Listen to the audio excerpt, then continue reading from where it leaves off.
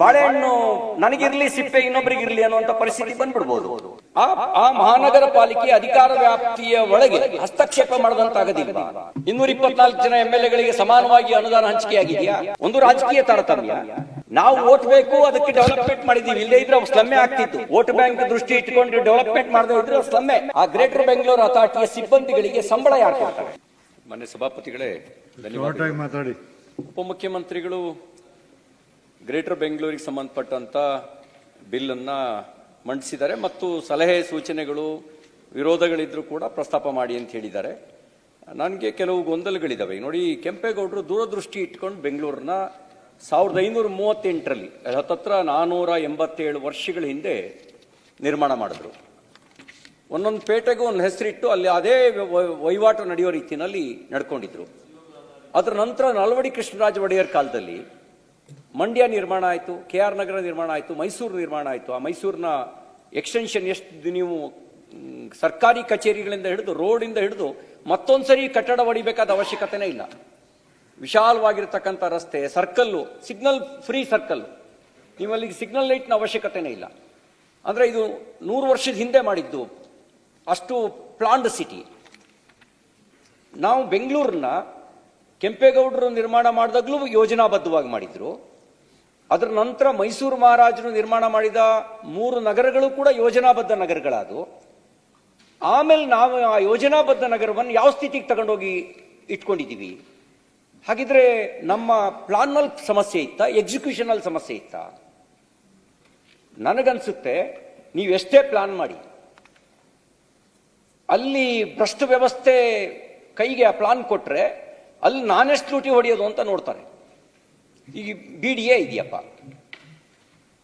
BMRD ಇದೆ, ಬೈಯಪ್ಪ ಇದೆ, ಇನ್ನೊಂದೆಂಥದ್ದು ಇದೆಯಲ್ಲ, BDA, BMRD, BMICP. ಅವುಗಳ ಅಸ್ತಿತ್ವ ಏನಾಗುತ್ತೆ ಈ ಗ್ರೇಟರ್ ಬೆಂಗಳೂರಲ್ಲಿ? ಅವು ಅಸ್ತಿತ್ವ ಉಳಿಸ್ಕೊಳ್ತಾವ, ಅಸ್ತಿತ್ವ ಕಳ್ಕೊಳ್ತಾವ? ಅವುಗಳ ಅಸ್ತಿತ್ವ ಏನು ಈ ಗ್ರೇಟರ್ ಬೆಂಗಳೂರಿನಲ್ಲಿ? ಅವುಗಳ ಅಸ್ತಿತ್ವ ಏನಾಗುತ್ತೆ? ಇನ್ನೊಂದ್ಸತಿ ಹೇಳಿ. BDA, BMRD, ಬೈಯಪ್ಪ, BMICP ಇವುಗಳ ಅಸ್ತಿತ್ವ ಇರುತ್ತೋ ಅವು ಅಸ್ತಿತ್ವ ಕಳ್ಕೊಳ್ತಾವ ಗ್ರೇಟರ್ ಬೆಂಗಳೂರಿನಲ್ಲಿ? ಹಾಗೆ ಇರುತ್ತೆ ಅನ್ನೋದಾದ್ರೆ ಅವುಗಳ ಕೆಲಸ ಏನು, ಗ್ರೇಟರ್ ಬೆಂಗಳೂರು ಕೆಲಸ ಏನು? ಗ್ರೇಟರ್ ಬೆಂಗಳೂರಿನ ಯೋಜನೆ ಅವೇನು, ಅವುಗಳು ಏನು ಕೆಲಸ ಮಾಡ್ತವೆ? BDA ಏನು ಕೆಲಸ ಮಾಡುತ್ತೆ? ಅದಕ್ಕೆ ಇವುಗಳನ್ನು ಸ್ವಲ್ಪ ಸ್ಪಷ್ಟಪಡಿಸಬೇಕು ಅನ್ನೋದು ನನ್ನ ವಿನಂತಿ ಇದೆ. ಇನ್ನೊಂದು, ನೀವು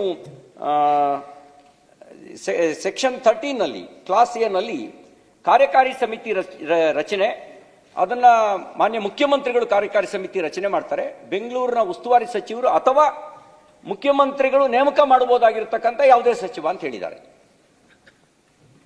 ಅಂತ ನೀವು ಇದರಲ್ಲಿ ತಂದಿದ್ದೀರಿ. ಈಗ ನೀವು ಬೆಂಗಳೂರಿನ ಉಸ್ತುವಾರಿ ಸಚಿವರಿದ್ದೀರಿ. ಈಗ ನಿಮಗೆ ಪರ್ಯಾಯವಾಗಿ ಇನ್ಯಾರ್ದೋ ಒಬ್ಬರು ಸಚಿವರನ್ನ ಕಾರ್ಯಕಾರಿ ಸಮಿತಿ ಅಂತ ನೇಮಕ ಮಾಡಿದ್ರಿ ಅಂತ ಇಟ್ಕೊಳ್ಳಿ. ಈ ಶೀತಲ ಸಮರ ವಿಸ್ತರಣೆ ಆಗುತ್ತೋ ಇಲ್ವೋ? ಈಗ ಶೀತಲ ಸಮರ ಮೇಲಕ್ಕಿರೋದು, ಅದು ಕೆಳಗಡೆವರೆಗೂ ವಿಸ್ತರಣೆ ಆಗುತ್ತೆ. ಆವಾಗಿನ ಗತಿ ಏನು? ನಿಮ್ಮ ಮಾತು ಕೇಳಬೇಕು ಅಧಿಕಾರಿಗಳು, ಉಸ್ತುವಾರಿ ಸಚಿವರ ಮಾತು ಕೇಳಬೇಕು, ಆ ಕಾರ್ಯಕಾರಿ ಸಮಿತಿ ಅಧ್ಯಕ್ಷರ ಮಾತು ಕೇಳಬೇಕಾ? ಯಾರ ಮಾತು ಕೇಳಬೇಕು ಅವರು? ಆವಾಗ ಆ ಕ್ಲಾಸ್ ಒಳಗೆ ಗಂಡ ಹೆಂಡರ ಜಗಳದಲ್ಲಿ ಕೂಸು ಬಡವಾಯ್ತು ಅನ್ನಂಗೆ ಆವಾಗ ನಿಮ್ಮಿಬ್ರು ಮಾತು ಕೇಳದೇ ಇರುವಂತ ಸ್ಥಿತಿಗೆ ಬಂದ್ಬಿಡ್ಬೋದಲ್ವಾ? ಹಾಗಿದ್ರೆ ಅದರ ಅವಶ್ಯಕತೆ ಇದೆಯಾ? ನೀವೀಗ ಅಲ್ಲೇನಂದ್ರೆ ನೀವು ಹೇಳಿದಿರಿ ಬೆಂಗಳೂರು ಉಸ್ತುವಾರಿ ಸಚಿವ ಅಥವಾ ಮುಖ್ಯಮಂತ್ರಿಗಳು ನೇಮಕ ಮಾಡಬಹುದಾಗಿರುವ ಯಾವುದೇ ಸಚಿವರು ಅಂತ ಹೇಳಿದಿರಿ. ಹಾಗಾಗಿ ಇದು ಎಷ್ಟರ ಮಟ್ಟಿಗೆ ಸರಿ? ಮತ್ತೆ ಈ ವಿಧಾಯಕದಲ್ಲಿ ನೀವು ಎಕ್ಸಿಕ್ಯೂಟಿವ್ ಕಮಿಟಿಗೆ ಪರಮಾಧಿಕಾರ ಕೊಟ್ಟಿದ್ದೀರಿ. ನಾನು ಸರ್ವಾಧಿಕಾರನ ಪದನ ಬಳಕೆ ಮಾಡಲ್ಲ. ನೀವು ಯಾಕೆಂದ್ರೆ ಪ್ರಜಾಪ್ರಭುತ್ವದಲ್ಲಿ ಸರ್ವಾಧಿಕಾರಿಗಳು ಉಳಿಯಕ್ಕೆ ಸಾಧ್ಯ ಇಲ್ಲ. ಅಕಸ್ಮಾತ್ ಸರ್ವಾಧಿಕಾರಿ ಆಗೋಕೆ ಹೊರಟರು ಕೂಡ ಅದನ್ನ ನಮ್ಮ ಭಾರತ ಅಕ್ಸೆಪ್ಟ್ ಮಾಡ್ಕೊಳ್ಳಲ್ಲ, ಅದು ತೋರಿಸ್ಬಿಟ್ಟಿದೆ ಇದನ್ನು. ಹಾಗಾಗಿ ನೀವಿಲ್ಲಿ ಇದರಲ್ಲಿ ಪರಮಾಧಿಕಾರ ಕೊಟ್ಟಿದ್ದೀರಿ. ಆಮೇಲೆ ಈ KTCP ಆ ಕಾಯ್ದೆ ನಿಯಮಾವಳಿಗಳನ್ನು ಪಾಲಿಸೋದಕ್ಕೆ ಸೂಕ್ತ ಮಾರ್ಗದರ್ಶನಗಳನ್ನು ರೂಪಿಸದೆ ಒಬ್ಬರಿಗೆ ಪರಮಾಧಿಕಾರ ಕೊಡೋದು ಎಷ್ಟು ಮಟ್ಟಿಗೆ ಸರಿ? ಈಗ ನೀವು 5ರಿಂದ 7 ಅಥವಾ ಇಷ್ಟು ಅಂತ ಏನಾಗಿಲ್ಲ, ಮಹಾನಗರ ಪಾಲಿಕೆಗಳನ್ನು ಮಾಡ್ತೀವಿ ಅಂತ ಹೇಳಿದ್ದೀರಿ. ಗಡಿ ಗುರುತಿಸೋದು ಕೂಡ ಗೊಂದಲಕ್ಕೆ ಕಾರಣ ಆಗುತ್ತೆ. ಈಗ ಮಹಾನಗರ ಪಾಲಿಕೆಯಲ್ಲಿ ಯಾವುದೋ ಒಂದು ಸ್ಕೀಮ್ ತರ್ತಾರೆ, ಒಂದು ಪಾಲಿಸಿ ತರ್ತಾರೆ. ಇನ್ನೊಂದು ಮಹಾನಗರ ಪಾಲಿಕೆ ಅದನ್ನು ತರಲ್ಲ. ಆಗ ಜನರಿಗೂ ನಾವಿಗೇನೋ ಅಂದ್ರೆ ನಾವೇನೋ ಒಂದು ಸ್ಕೆಚಲ್ಲಿ ಗಡಿ ಗುರುತಿಸ್ಕೊಂಡ್ಬಿಡ್ಬೋದು, ಆದ್ರೆ ಜನ ಇಡೀ ಬೆಂಗಳೂರು ಒಂದು ಅಂತ ಅನ್ಕೊಂಡಿದ್ದಾರೆ. ಅವರಲ್ಲಿ ಗೊಂದಲ ಆಗುತ್ತೆ. ಯಾವುದೊಂದು ಯೋಜನೆ ತರ್ತಾರಪ್ಪ ಒಂದು ಪಾಲಿಕೆಯವರು, ಇನ್ನೊಂದು ಪಾಲಿಕೆಯವರು ತರಲ್ಲ. ಅವಾಗ ಅದು ಗೊಂದಲಕ್ಕೆ ಕಾರಣ ಆಗುತ್ತೆ. ಹಂಗೆ ನನಗನ್ಸುತ್ತೆ ನೀವು ಈ ಸಮಗ್ರ ಚಿಂತನೆಯೊಂದಿಗೆ ಇದನ್ನು ಮಾಡಿದ್ರೆ, ಏನು ಸಮಗ್ರ ಚಿಂತನೆ ಅನ್ನೋದನ್ನ ಎಕ್ಸ್ಪ್ಲೈನ್ ಮಾಡಿ. ಅಕಸ್ಮಾತ್ ಸಮಗ್ರ ಚಿಂತನೆ ಇಲ್ಲದೆ ಇದ್ರೆ ಅದು 10 ಜನ ಸೇರಿ ಅಡಿಗೆ ಕೆಡಿಸಿದ್ರು ಅನ್ನೋ ಸ್ಥಿತಿ ಬಂದ್ಬಿಡ್ಬೋದು, ಇಡೀ ವ್ಯವಸ್ಥೆನೇ ಕೆಟ್ಟು ಹೋಗ್ಬೋದು. ಹಾಗಾಗಿ ಸ್ಪಷ್ಟವಾಗಿ ಈಗ ನೀವು ಬೆಂಗಳೂರು ಮೆಟ್ರೋಪಾಲಿಟನ್ ಪ್ಲಾನಿಂಗ್ ಕಮಿಟಿ ಇದೆಯಲ್ಲ, ಇದರಲ್ಲಿ ನೀವು ಸ್ಪಷ್ಟವಾಗಿ ಯಾವ ನಿರ್ದೇಶನ ಅನ್ನೋದನ್ನು ಸ್ಪಷ್ಟಪಡಿಸಿಲ್ಲ. ಈ ಗ್ರೇಟರ್ ಬೆಂಗಳೂರು ಅಥಾರಿಟಿಗೆ ಮುಖ್ಯಮಂತ್ರಿಗಳು ಚೇರ್ಪರ್ಸನ್, ನೀವೀಗ ಕಾರ್ಯಕಾರಿ ಸಮಿತಿಗೆ ಬೆಂಗಳೂರು ಉಸ್ತುವಾರಿ ಸಚಿವರು ಅಥವಾ ಮುಖ್ಯಮಂತ್ರಿಗಳು ನೇಮಕ ಮಾಡುವಂತ ಯಾವುದೇ ವ್ಯಕ್ತಿ ಅಂತ ಹೇಳಿದಿರಿ. ಇದು ಒಂದು ರೀತಿ ಗೊಂದಲಕ್ಕೆ ಕಾರಣ ಆಗುತ್ತೆ. ಇನ್ನೊಂದು ಕಡೆಗೆ ಕೆಲವು ಗುತ್ತಿಗೆಗಳನ್ನ ನಾವೇ ನಿರ್ವಹಿಸ್ತೀವಿ ಅಂತ ಹೇಳಿದಿರಿ. ಅದ್ರಲ್ಲಿ ಕೆಲವು ಅನ್ನೋದನ್ನ ಹೇಗೆ ನೀವು ಬೈಫರ್ಕೇಟ್ ಮಾಡ್ತೀರಿ? ಅದಕ್ಕೇನು ಪಾಲಿಸಿ? ಈಗ ನೀವು ಆಯ್ದ ಗುತ್ತಿಗೆಗಳನ್ನ ಗ್ರೇಟರ್ ಬೆಂಗಳೂರು ಅಥಾರಿಟಿಯೇ ನಿರ್ವಹಿಸುತ್ತೆ ಅಂತ ಹೇಳಿದ್ದೀರಿ. ಆ ಕೆಲವು ಅನ್ನೋದು ಯಾವುದು? ಕೆಲವು ಅನ್ನೋದಕ್ಕಿರುವಂತ ಮಾನದಂಡ ಏನು? ಆ ಮಾನದಂಡ ಸ್ಪಷ್ಟ ಇಲ್ಲದೆ ಇದ್ರೆ, ಆ ಸ್ಪಷ್ಟತೆ ಇಲ್ಲದೆ ಇದ್ರೆ ನಾಳೆ ಬಾಳೆಹಣ್ಣು ನನಗಿರ್ಲಿ ಸಿಪ್ಪೆ ಇನ್ನೊಬ್ಬರಿಗಿರ್ಲಿ ಅನ್ನುವಂಥ ಪರಿಸ್ಥಿತಿ ಬಂದ್ಬಿಡ್ಬೋದು. ಹಾಗಾಗಿ ಇದ್ರ ಬಗ್ಗೆ ನೀವು ಒಂದು ಸ್ಪಷ್ಟಪಡಿಸಬೇಕು ಅಂತೇಳಿ ಈ ಸಂದರ್ಭದಲ್ಲಿ ಕೇಳಕ್ ಬಯಸ್ತೀನಿ. ಆಮೇಲೆ ಈಗ ನಗರಪಾಲಿಕೆಯ ಮೇಯರ್ ಮತ್ತು ಉಪಮೇಯರು ನಗರ ಪಾಲಿಕೆ ಸದಸ್ಯರಿಗೆ ಯಾವ ರೀತಿಯ ಅಧಿಕಾರ ಇರುತ್ತೆ? ಅವರ ಅಧಿಕಾರದ ವ್ಯಾಪ್ತಿ ಏನು? ಗ್ರೇಟರ್ ಬೆಂಗಳೂರಿನ ವ್ಯಾಪ್ತಿ ಏನು? ಆ ಮಹಾನಗರ ಪಾಲಿಕೆಯ ವ್ಯಾಪ್ತಿ ಏನು? ಈಗಾಗಲೇ ಇದಲ್ಲದೆ ನೀವು ಇನ್ನೊಂದು ಹೇಳಿದ್ರಿ, ದೊಡ್ಡ ದೊಡ್ಡ ಯೋಜನೆಗಳಿಗೆ SPV ಮಾಡ್ತೀವಿ ಅಂತ ಹೇಳಿದಿರಿ, ಸ್ಪೆಷಲ್ ಪರ್ಪಸ್ ವೆಹಿಕಲ್ ಮಾಡ್ತೀವಿ ಅಂತ ಹೇಳಿದಿರಿ. ಇದು ಅಧಿಕಾರ ವ್ಯಾಪ್ತಿ ಮೇಲೆ ಹಸ್ತಕ್ಷೇಪ ಮಾಡ್ದಂಗಲ್ವಾ? ಈಗ ಆ ಮಹಾನಗರ ಪಾಲಿಕೆಯ ಅಧಿಕಾರದ ವ್ಯಾಪ್ತಿ ಒಳಗಡೆ ಹಸ್ತಕ್ಷೇಪ ಮಾಡಿದಂತಾಗೋದಿಲ್ವಾ? ಹಾಗಾದ್ರೆ ಚುನಾಯಿತ ಮಂಡಳಿಗೆ ನಾವೇನು ಗೌರವ ಕೊಟ್ಟಂಗಾಗುತ್ತೆ? ಹಂಗಾರೆ ಅವರ ಆ ಚುನಾಯಿತ ಪ್ರತಿನಿಧಿಗಳ ಅಧಿಕಾರವನ್ನ ಕಿತ್ಕೊಂಡಂಗೆ ಆಗೋದಿಲ್ವಾ? ಹಾಗಾಗಿ ಈ ಮಹಾನಗರ ಪಾಲಿಕೆ ಮೇಲೆ ಒಂದು ರೀತಿ ಪರೋಕ್ಷ ನಿಯಂತ್ರಣ ಹೇರುವ ಉದ್ದೇಶ ಇದೆ ಏನೋ ಅಂತೇಳಿ ಅನ್ಸುತ್ತೆ. ಈ ಚುನಾಯಿತ ಪ್ರತಿನಿಧಿಗಳ ಮೇಲೆ ನೀವು ಹೇರಿಕೆ ಆದಂಗಾಗುತ್ತೆ. ಇನ್ನೊಂದೇನು ಅಂದ್ರೆ, ಈ ರಾಜ್ಯದಲ್ಲಿ ನೀವೀಗೇನು ಹೇಳಿದಿರಿ? ದೊಡ್ಡ ದೊಡ್ಡ ಯೋಜನೆಗಳಿಗೆ SPV ಮಾಡ್ತೀವಿ ಅಂತ ಹೇಳಿದಿರಿ. ಆ ಮಹಾನಗರ ಪಾಲಿಕೆಯ ಅಧಿಕಾರ ವ್ಯಾಪ್ತಿಯ ಒಳಗೆ ಹಸ್ತಕ್ಷೇಪ ಮಾಡದಂತಾಗದಿಲ್ವಾ? ಇನ್ನೊಂದು ಆಮೇಲೆ ಇನ್ನೊಂದೇನ, ನೀವೀಗ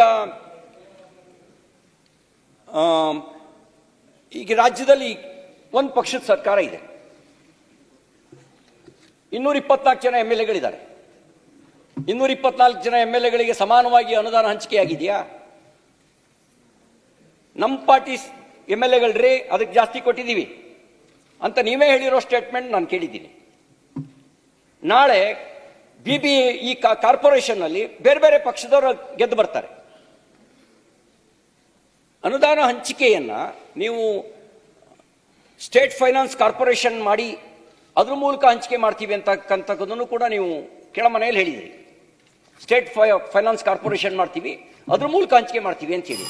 ಆ ಹಂಚಿಕೆಯಲ್ಲಿ ತಾರತಮ್ಯ ಆಗಲ್ವಾ? ಬಿಜೆಪಿ ಕಾರ್ಪೊರೇಷನ್ ಇದೆ ಅಂತ ಹೇಳಿದ್ರೆ ಅಲ್ಲಿ ಕಡಿಮೆ ಕೊಡು. ಯಾಕೆಂದ್ರೆ ನೀವೇ ಹೇಳಿದಿರಿ 224 ಜನರಿಗೂ ಸಮಾನವಾಗಿ ಅಂಗಡಿ ಕಾಣಕ್ಕಾಗತ್ತೆ. ನಮ್ಮ ಪಾರ್ಟಿ MLAಗಳು ನಾವು ಕೊಟ್ಟಿದ್ದೀವಿ ಅವರಿಗೆ. ನೀವು ಇನ್ನೊಬ್ರಿಗೆ ಹೇಳಿದ್ರಿ, ರಾಮಮೂರ್ತಿ ವಿಷಯ ತಗೊಂಡು ನೀವು ಮಾತಾಡಿದ್ರಿ, ನಾನೇ ತಡೆ ಹಿಡಿದಿದ್ದೀನಿ ಅಂದ್ರೆ ನೀವು ಒಬ್ಬ MLAಯನ್ನೇ ಸಹಿಸ್ಕೊಳಕ್ಕಾಗದೇ ಇದ್ದವರು ಕಾರ್ಪೊರೇಷನ್ ಹೆಂಗೆ ಸಹಿಸ್ಕೊಳ್ತೀರಿ? ಆಗ ಸಮಸ್ಯೆ ಆಗದೆ ಯಾರಿಗೆ? ಜನರಿಗಲ್ವಾ ಸಮಸ್ಯೆ ಆಗೋದು? ಈ ತಾರತಮ್ಯ ನೀತಿ ಜನರಿಗೆ ಸಮಸ್ಯೆ ಆಗಲ್ವಾ? ಇನ್ನೊಂದು ಹೇಳಿದ್ರೆ ರೆವಿನ್ಯೂ ಜನರೇಟು, ಮಾದೇವಪುರ ವ್ಯಾಪ್ತಿಲಿ ಆಗೋ ರೆವಿನ್ಯೂ ಜನರೇಟು ಇಲ್ಲಿ ನಿಮಗೆ ಸೌತ್ ಸೈಡಲ್ಲಿ ಆಗಲ್ಲ, ಇಲ್ಲಿ ಬಡವಾಗ್ತವೆ. ಆಗ ಒಂದು ಕಡೆ ಡೆವಲಪ್ಮೆಂಟ್ ಚೆನ್ನಾಗಾಗಿ ಇನ್ನೊಂದು ಕಡೆ ಕುಂಠಿತ ಆದ್ರೆ ಬೆಂಗಳೂರಿಗೆ ಅದು ಒಳ್ಳೆ ಹೆಸರು ಬರುತ್ತಾ? ಬೆಂಗಳೂರಿನ ಸಮಗ್ರ ಅಭಿವೃದ್ಧಿಗೆ ಕಾರಣ ಆಗತ್ತಾ ಅದು? ಅದನ್ನ ಹೇಗೆ ಸರಿದೂಗಿಸ್ತೀರಿ? ಒಂದು ರಾಜಕೀಯ ತಾರತಮ್ಯ, ಇನ್ನೊಂದು ರೆವಿನ್ಯೂ ಜನರೇಟ್ ಆಗೋ ಸಂದರ್ಭದಲ್ಲಿ ಸ್ವಾಭಾವಿಕವಾಗಿ ಅಲ್ಲಿ IT BT ಎಸ್ಟಾಬ್ಲಿಷ್ ಆಗಿರೋದ್ರಿಂದ ಅಲ್ಲಿ ರೆವಿನ್ಯೂ ಜನರೇಟ್ ಚೆನ್ನಾಗಾಗುತ್ತೆ. ಇಲ್ಲಿ ನೀವು ರೆವಿನ್ಯೂ ಪ್ಯಾಕೆಟ್ ಮಾತ್ರ ಇರೋದು. ಬೆಂಗಳೂರಿನಲ್ಲಿ ಸಭಾಪತಿಗಳೇ 70-30% ಮಾತ್ರ ಯೋಜನಾಬದ್ಧ ಪ್ರದೇಶ, ಇನ್ 70% ಸ್ಲಮ್ ಅಂತ ಹೇಳಕ್ಕಾಗಲ್ಲ. Revenue packets 70%. ಈಗ ಒಂದು ರೋಡಲ್ಲಿ ಹಿಂಗೆ ಹೋದ್ರೆ ಅಲ್ಲಿ ಡೆಡ್ ಎಂಡ್, ಬಾಟಲ್ ನೆಕ್, 20 ಅಡಿ ರಸ್ತೆ. ಯಾಕೆಂದ್ರೆ ರೆವಿನ್ಯೂ ಪ್ಯಾಕೆಟ್ ಅಲ್ಲೇನು ನೀವು ನಾವು ಓಟ್ ಬೇಕು ಅದಕ್ಕೆ ಡೆವಲಪ್ಮೆಂಟ್ ಮಾಡಿದ್ದೀವಿ, ಇಲ್ಲದೆ ಇದ್ರೆ ಅವು ಸ್ಲಮ್ಮೆ ಆಗ್ತಿದ್ದು. ಓಟ್ ಇಲ್ದಲೆ ವೋಟ್ ಬ್ಯಾಂಕ್ ದೃಷ್ಟಿ ಇಟ್ಕೊಂಡು ಡೆವಲಪ್ಮೆಂಟ್ ಮಾಡದೇ ಇದ್ರೆ ಸ್ಲಮ್ಮೆ. ಹಾಗಿದ್ದ ಸಂದರ್ಭದಲ್ಲಿ ನೀವೀಗ ಈ ಅಸಮತೋಲನವನ್ನು ಹೇಗೆ ನಿಭಾಯಿಸ್ತೀರಿ? ದಯಮಾಡಿ ನೀವು ಇದನ್ನು ಹೇಳಬೇಕು. ಈಗ ನೀವು ಗ್ರೇಟರ್ ಬೆಂಗಳೂರು ಅಥಾರಿಟಿಗೆ ಅಲ್ಲ ಇದು ಪಾಯಿಂಟ್ಸ್ ನೋಟ್ ಮಾಡ್ಕೊಂಡು ಬಂದಿದ್ವಿ, ಮತ್ತೆ ಬಿಲ್ಲು. ಹಾಗಾಗಿ ಬೇರೆ ಏನಾದರೂ ನಾನು ಬಿಲ್ ಹೊರತುಪಡಿಸಿ ನಾನು ಬೇರೆ ಏನನ್ನು ಮಾತಾಡ್ತಿಲ್ಲ, ಬಿಲ್ ವ್ಯಾಪ್ತಿ ಒಳಗಡೆ ಮಾತಾಡ್ತಾ ಇದ್ದೀನಿ ಸಭಾಪತಿಗಳೇ. ಆಯ್ತು. ಈಗ ನಿಮಗೆ ಗ್ರೇಟರ್ ಬೆಂಗಳೂರು ಅಥಾರಿಟಿಗೆ ನೀವು ಇದರಲ್ಲಿ ಯಾವುದೇ ಹೆಚ್ಚುವರಿ ವೆಚ್ಚ ಇಲ್ಲ ಅಂತ ನೀವು ಹೇಳಿದ್ದೀರಿ. ಆ ಗ್ರೇಟರ್ ಬೆಂಗಳೂರು ಅಥಾರಿಟಿಯ ಸಿಬ್ಬಂದಿಗಳಿಗೆ ಸಂಬಳ ಯಾರು ಕೊಡ್ತಾರೆ? ಯಾವುದೇ ವೆಚ್ಚ ಇಲ್ಲ ಅಂತ ನೀವು ಫೈನಾನ್ಷಿಯಲ್ ಅಲೋಕೇಶನ್ ಏನು ಅವಶ್ಯಕತೆ ಇಲ್ಲ ಅಂತ ಹೇಳಿದಿರಿ. ನೀವು ಯಾವುದೇ ಹೆಚ್ಚುವರಿ ವೆಚ್ಚ ಇಲ್ಲ ಅಂತ ಹೇಳಿ. ಹಾಗಾದ್ರೆ ಇವರಿಗೆಲ್ಲ ಸಂಬಳ, ಅವ್ರ TADA ಅದೆಲ್ಲ ಎಲ್ಲಿಂದ ಯಾರು ಕೊಡ್ತಾರೆ? ಎಲ್ಲಿಂದ ಬರುತ್ತೆ? ಅದೇ ಸಂಪನ್ಮೂಲ ಕ್ರೋಢೀಕರಣ ಹೇಗೆ? ನಿಮ್ಗೆ ಮಹಾನಗರ ಪಾಲಿಕೆಗೆ ಸಂಪನ್ಮೂಲ ಕ್ರೋಢೀಕರಣಕ್ಕೆ ತೆರಿಗೆ ಹಾಕ್ತಾರೆ, ಇವುಗಳಿಗೆ ಸಂಪನ್ಮೂಲ ಕ್ರೋಢೀಕರಣ ಹೇಗೆ? ಇದು ನೀವು ಕೆಲವು ವೆಚ್ಚ ಎಲ್ಲಿಂದ ಮಾಡ್ತೀರಿ? ಇದ್ರ ಬಗ್ಗೆನೂ ಕೂಡ ಸ್ಪಷ್ಟವಾಗಿ ತಿಳಿಸ್ಬೇಕು ಅಂತ ಹೇಳಿ ವಿನಂತಿ ಮಾಡ್ತೀನಿ. ನೀವು ಇನ್ನೊಂದು ಕಡೆ ಈ ಸ್ವತ್ತು ತಂದಿದ್ದೀರಿ, ಇನ್ನೊಂದು ಕಡೆ ಅನಧಿಕೃತ ಕಟ್ಟಡ, ಅದ್ರ ಬಗ್ಗೆ ನಾವು ತಲೆ ಕೆಡಿಸ್ಕೊಳ್ಳಲ್ಲ, ಟ್ಯಾಕ್ಸ್ ಮಾತ್ರ ಕಟ್ಟಿ ಅಂತ ಹೇಳ್ತಾ ಇದ್ದೀರಿ. ಅನಧಿಕೃತ ಕಟ್ಟಡಗಳಿಗೆ ತಲೆ ಕೆಡಿಸ್ಕೊಳ್ಳಲ್ಲ ಅಂತ ಹೇಳಿದ್ರೆ ನೀವು ಸಮಗ್ರ ಅಭಿವೃದ್ಧಿ ಹೇಗಾಗುತ್ತೆ? ನಿಮ್ಮ ಉದ್ದೇಶ ಏನು? ಗ್ರೇಟರ್ ಬೆಂಗಳೂರಿನ ಉದ್ದೇಶ ಏನು? ಸಮಗ್ರವಾಗಿ ಅಭಿವೃದ್ಧಿ ಪಡಿಸೋದು ಗ್ರೇಟರ್ ಬೆಂಗಳೂರು ಉದ್ದೇಶನ, ಅಥವಾ ಹೆಂಗ್ ಬೇಕಾದ್ರೂ ಕಟ್ಲಿ ಅನ್ಪ್ಲಾನ್ ಡೆವಲಪ್ ಮಾಡೋದು ಅನ್ನೋದು ನಮ್ಮ ಉದ್ದೇಶನ? ಇದ್ರ ನೀವು ಈ ರೀತಿ ಏನಾದ್ರು ಆಗ್ಬಿಟ್ರೆ ನಾಳೆ ಈಗಲೇ 70-30 ಆಗಿದೆ, 70% ಹಂಗಾದ್ರೆ ರೆವಿನ್ಯೂ ಪ್ಯಾಕೆಟ್ನ ಇಷ್ಟೆಲ್ಲ ಡೆವಲಪ್ಮೆಂಟ್ ಮಾಡಲಿಕ್ಕೆ ಅವಕಾಶ ಕೊಟ್ಟಾರೆ ಯಾರು? ಗೊತ್ತಿರ್ಲಿಲ್ವ ಅಧಿಕಾರಿಗಳಿಗೆ? ಈ ಸಬ್ ರಿಜಿಸ್ಟರ್ ಮಾಡಬೇಕಾದ್ರೆ ಇದು ರೆವಿನ್ಯೂ ನಿವೇಶನ ಅಂತ ಗೊತ್ತಿರ್ಲಿಲ್ವಾ? ಅದೊಂದು ದೊಡ್ಡ ಆದಾಯದ ಖಾಸಗಿ ಆದಾಯದ ಮೂಲ ಆಯ್ತು. ಆ ಖಾಸಗಿ ಆದಾಯದ ಮೂಲ ಮಾಡ್ಕೊಳ್ಳೋತಿಗೆ ಈ ಪರಿಸ್ಥಿತಿ ಬಂದಿದ್ದು. ಹಾಗಾದ್ರೆ ಯಾಕೆ ನಾವು ಆ ರೀತಿ ಮಾಡೋಕ್ಕಾಗಿಲ್ಲ? ಹಾಗಾದ್ರೆ ಇದ್ರ ಪರಿಸ್ಥಿತಿ ಏನಾಗ್ಬೋದು? ಆಮೇಲೆ ಈಗ ನೀವು ಈ ಕಾಯ್ದೆ ಪ್ರಕಾರ ಅಧಿಕಾರಿಗಳು ವಾಣಿಜ್ಯ ಕಟ್ಟಡಗಳು ಮತ್ತು ಹೈರೈಸ್ ವಸತಿ ಕಟ್ಟಡಗಳು ಡೆವಲಪ್ಮೆಂಟ್ ಫೀಸ್ ವಸೂಲಿ ಮಾಡಿಕೊಳ್ಳಲು ನಿಯಮಾವಳಿಗಳನ್ನು ರೂಪಿಸಿರುವುದು, ಅಂದ್ರೆ ಇದನ್ನ ಟಾರ್ಗೆಟ್ ಮಾಡೋಕ್ಕೂ ಒಂದು ಕಾರಣ ಆಗ್ಬೋದಲ್ಲ ಈ ಮೂಲಕ. ಈಗ ಅರ್ಬನ್ ಟ್ರಾನ್ಸ್ಪೋರ್ಟ್ ಸೆಸ್, ಈಗ ಕಟ್ಟಡಗಳ ಮೇಲೆ ತೆರಿಗೆ ವಸೂಲಿ ಮಾಡ್ತೀವಿ ಸೆಸ್ ಹಾಕಿ. ಈ ಪರಿಸ್ಥಿತಿ ಏನಿದೆ, ಮೊನ್ನೆ ಅಜೀಂ ಪ್ರೇಮ್ಜಿ ಬೆಂಗಳೂರು ಟ್ರಾಫಿಕ್ಕಿನ ಬಗ್ಗೆ ಹೇಳಿದ್ದು ನೀವು ಗಮನಿಸಿದ್ದೀರಿ. ಆ ಮಹೇಂದ್ರ ಎಂಥವ್ರ ಮಹೇಂದ್ರ ಅವರು, ಆನಂದ್ ಮಹೇಂದ್ರ ಅವರು ಟ್ವೀಟ್ ಮಾಡಿದ್ದನ್ನು ಹೇಳಿದ್ದೀರಿ, ನೋಡಿದ್ದೀರಿ. ನಾವೊಂದು ಏರ್ಪೋರ್ಟಿಗೇನೆ ಟ್ರಾಫಿಕ್ ಅಬ್ಸ್ಟ್ರಕ್ಷನ್ ಇಲ್ಲದೆ ಇರುವಂತ ಒಂದು ಏರ್ಪೋರ್ಟ್ ಕನೆಕ್ಟಿವಿಟಿನೇ ಎಸ್ಟಾಬ್ಲಿಷ್ ಮಾಡೋಕ್ಕಾಗಿಲ್ಲ ನಮಗೆ. ರವಿ ಅವರೇ, ನೀವು ಇಲ್ಲಿದ್ದೀರಾ? ಅಲ್ಲ, ನಾನು ಕಲಿ ಒಂದು ವಿಷಯ ಹೇಳ್ತಾರೆ, ಅದು ವಿಚಾರ ಹೇಳ್ತೀನಿ. ಹೆಬ್ಬಾಲು ಇಂದ ಇಲ್ಲಿ ತನಕ ವಿಧಾನಸೌಧ ತನಕ ಟ್ರಾಫಿಕ್ ಇದು ಮಾಡಿಬಿಟ್ಟು ನಾವು ಒಂದು ಪ್ರಪೋಸಲ್ ಮಾಡಿದ್ವಿ 2014-15 ಮಾಡಿದ್ವಿ ಸ್ಟ್ರೀಟ್ ಬ್ರಿಡ್ಜ್. ಅದು ಮಾಡಿದ ಯಾರು? ನಿಮ್ಮ ಸರ್ಕಾರ ಇರುವಾಗಲೇ ಅದಕ್ಕೆ ಪ್ರಪೋಸಲ್ ಮಾಡಿದ್ರು. ನಾನು ಬ್ಯಾಂಗ್ಳೂರ್ ಡೆವಲಪ್ಮೆಂಟ್ ಮಿನಿಸ್ಟರ್ ಆಗಿದ್ದಾಗ ಮಾಡಬೇಕು ಟೆಂಡರ್ ಕರೆದು ಎಲ್ಲ ಮಾಡಿದಾಗ ಆವತ್ತು ಯಾವ ಪಕ್ಷದವರು ಅದನ್ನು ವಿರೋಧ ಮಾಡಿದರು? ಅವತ್ತು ವಿರೋಧ ಮಾಡದೇ ಇದ್ದರೆ ಬಹುಶಃ ಇಷ್ಟೊತ್ತಿಗೆ ಅದು ಕಂಪ್ಲೀಟ್ ಆಗಿಬಿಡ್ತಿತ್ತು. ಎಷ್ಟೋ 2-3 ವರ್ಷ ಮೊದಲೇ ಆಗ್ತಿತ್ತು. ಅದಕ್ಕೆ ಇವತ್ತು ನಮ್ಮ ಡೆಪ್ಯೂಟಿ ಚೀಫ್ ಮಿನಿಸ್ಟರ್ ಒಳ್ಳೆಯ ಒಂದು ಬಿಲ್ ತಗೊಂಡ್ಬಂದಿದ್ದಾರೆ. ನೀವು ಮೊಸರಲ್ಲಿ ಕಲ್ಲು ಹುಡುಕಲಿಗೆ ಹೋದ್ರೆ, ಜಾರ್ಜ್ ಸಾಹೇಬ್ರೆ ತಪ್ಪು ತಿಳ್ಕೊಬೇಡಿ, ನಾನು ಮೊಸರಲ್ಲಿ ಕಲ್ಲು ಹುಡುಕ್ತಾ ಇಲ್ಲ. ನನಗೆ ಬಂದಿರುವ ಸಂಶಯಗಳನ್ನ ಸ್ಪಷ್ಟಪಡಿಸ್ಲಿ ಅಂತ ಕೇಳ್ತಾ ಇದ್ದೀನಿ. ಕರೆಕ್ಟ್. ನೀವದನ್ನ ಈಗ ನೋಡಿ, ಈಗ ಇಷ್ಟೆಲ್ಲ ಸ್ಲಮ್ ಡೆವಲಪ್ಮೆಂಟ್ ಆಯ್ತಲ್ಲ, BDA ಏನ್ ಮಾಡ್ತಿತ್ತು? ಅಲ್ಲ, ಒಂದು ನಿಮಿಷ ಕೇಳಿ. ನಾನು ಕೇಳಿದಕ್ಕೆ ನೀವು ಆನ್ಸರ್ ಮಾಡಿದೆ. ಅಲ್ಲ ಹೇಳಿದಲ್ಲ, ಇಷ್ಟೆಲ್ಲ ಡೆವಲಪ್ ಆಯ್ತಲ್ಲ, ಕಣ್ಣು ಮುಚ್ಕೊಂಡು ಹಾಕಿದ್ರು. ಇದು ಕರೆಕ್ಟ್ ಆಗಿತ್ತು. 83ನೇ ಇಸ್ವಿ ತನಕ ಒಂದು ಯೋಜನೆ ಇದರಲ್ಲಿ ಮಾಡ್ತಾ ಇದ್ರು. ಅದ್ರಲ್ಲಿ ಏನಾಯ್ತು ಒಂದ್ಸತಿ ನೋಟಿಫಿಕೇಶನ್ ಡಿನೋಟಿಫಿಕೇಶನ್ ಸ್ಟೋರಿ ಹೇಳ್ಬೇಕಾ? ಅದ್ಯಾರು ಬೇಡಪ್ಪ ನೋಡಿ, ರೆವಿನ್ಯೂ ಪ್ಯಾಕೆಟ್ಸ್ ನಮ್ ಸರ್ಕಾರ ಬಂದ್ರೆ ಸ್ಟಾಪ್ ಮಾಡಿದೆ. ನಿಮ್ ಸರ್ಕಾರ 5 ವರ್ಷ ಇದ್ದಾಗ ಕಂಟಿನ್ಯೂ ಮಾಡಿತ್ತು. ಯುಪಿಯನ್ನು ಯುಪಿ ಡಿವೈಡ್ ಮಾಡಬಹುದು, ಆಂಧ್ರ ಡಿವೈಡ್ ಮಾಡಬಹುದು, ಬೇರೆ ಬೇರೆ ಸ್ಟೇಟ್ಗಳು ಮಾಡಬಹುದು. ಆ ಗಡಿಯಲ್ಲಿ ಬರುವವರು ಅದೇನ್ ಹೇಳ್ತಾರೆ ನೀವು ಈ ತರ ಹೇಗೆ ಆಗ್ತದೆ? ಅದಕ್ಕೆ ನೀವು ಪ್ರಾಕ್ಟಿಕಲ್ ಆಗಿ ಇರುವುದನ್ನು ಹೇಳಿ. ನೋಡಿ, ಡಿವೈಡ್ ಮಾಡಬಹುದು ಅನ್ನೋದು ತಾಯಿ ಮಗುವನ್ನು ಹೆತ್ತಂಗಿರ್ಬೇಕು. ತಾಯಿನ ಕೊಂದು ಮಗು ಮಾತ್ರ ಬದುಕಲಿ ಅನ್ನೋಂಗೂ ಆಗಬಾರ್ದು. ತಾಯಿ ಮಗು ಇಬ್ರು ಚೆನ್ನಾಗಿರ್ಬೇಕು. ಈಗ ನಿಮ್ಗೇನಂತಂದ್ರೆ ಅದು ಯಾವುದನ್ನು ಮಾಡದೆ ಒಂದು ಸದುದ್ದೇಶ ಇಟ್ಕೊಂಡು ನೀವು ಗ್ರೇಟರ್ ಬೆಂಗಳೂರು ಮಾಡ್ತೀವಿ ಅಂತ ಹೇಳಿದ್ರೆ ಅದು ಬೇರೆ. ನಾವು ಸದುದ್ದೇಶಗಳ ಬಗ್ಗೆ ನೀವು ಸ್ಪಷ್ಟಪಡಿಸಿ ಅಂತ ನಾನು ಕೇಳ್ತಾ ಇದ್ದೀನಿ. ನಿಮ್ಮ ಸದುದ್ದೇಶ ಏನು ಅನ್ನೋದು ಸ್ಪಷ್ಟವಾಗ್ಲಿ ಅಂತ ನಾನು ಕೇಳ್ತಾ ಇದ್ದೀನಿ. ಅದು ಬಿಟ್ರೆ ನಾಳೆ ಇದು ಇನ್ನೊಂದು ಭ್ರಷ್ಟ ವ್ಯವಸ್ಥೆಗೆ ಕಾರಣ ಆಗಬಾರ್ದು, ಇನ್ನೊಂದು ರಾಜಕೀಯ ಅಜೆಂಡಾ ನಿರ್ವಹಣೆಗೆ ಕಾರಣ ಆಗಬಾರ್ದು ಅನ್ನೋದೊಂದು ನಾನು ಆ ವಿಷಯ ಕಾರಣಕ್ಕೋಸ್ಕರ ನಾನು ಹೇಳ್ತಾ ಇರ್ತಕ್ಕಂಥದ್ದು. ಆಮೇಲೆ ಈಗ ಬಿಡಿ ಹತ್ರ ಇರುವಂತ ಮಾಸ್ಟರ್ ಪ್ಲಾನ್, ಲೇಔಟ್ ಪ್ಲಾನ್ ಅನ್ನ ಬೆಂಗಳೂರು ಅಥಾರಿಟಿ ಮಾಡುತ್ತಾ ಇನ್ನು 7 ಜನ ಅದಾರ.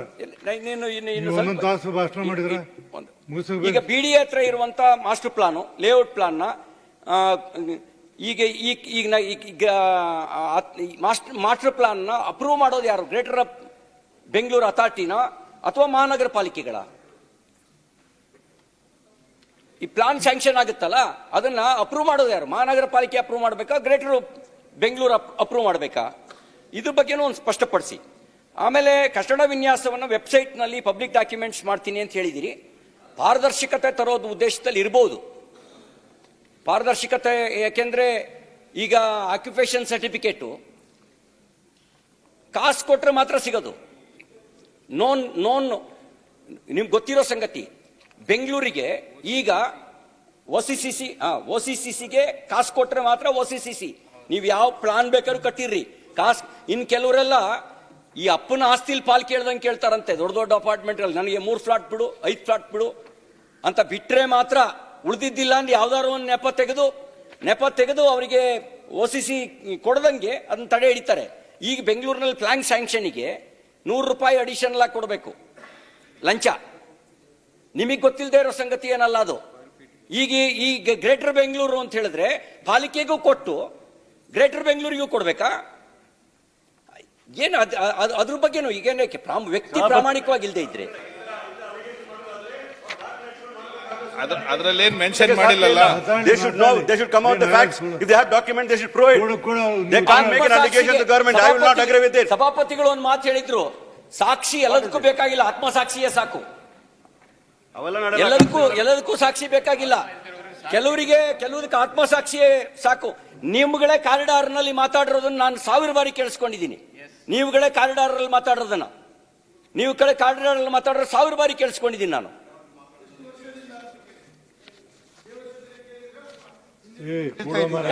ನಾನು ಹೇಳ್ತಾ ಇರೋದು ಇಡೀ ರಾಜ್ಯದ ಕೇಳಿದ 40% ಯಾರು ಕರ್ನಾಟಕ ರಾಜ್ಯದಲ್ಲಿ ಎಲ್ರಿಗೂ ಗೊತ್ತಿರ್ತಕ್ಕಂಥ ವಿಚಾರ. ಯಾವ್ದ್ರ ಬಗ್ಗೆ ಸ್ಕ್ವೇರ್ ಫೀಟ್ 100 ರೂಪಾಯಿ ಹೇಳ್ತಾರೆ, ಹೇಳಬೇಕಾಗ್ತದೆ. ಆರೋಪ ಹೊರಿಸೋದಾದ್ರೆ, ನಿರ್ದಿಷ್ಟವಾಗಿ ಆರೋಪ ಹೊರಿಸೋದಾದ್ರೆ ನೋಟಿಸ್ ಕೊಟ್ಟು ಹೊರಿಸ್ತೀನಿ. ನಾನು ಹೇಳ್ತಾ ಇರೋದು, ನಾನೇನಾದ್ರೂ ನಿರ್ದಿಷ್ಟವಾಗಿ ಆರೋಪ ಹೊರಿಸೋದಾದ್ರೆ ನೋಟಿಸ್ ಕೊಟ್ಟು. ಹೆಸರು ತಂದಿದ್ದಾರೆ ಕರ್ನಾಟಕಕ್ಕೆ ನೀವೇ. ಈಗ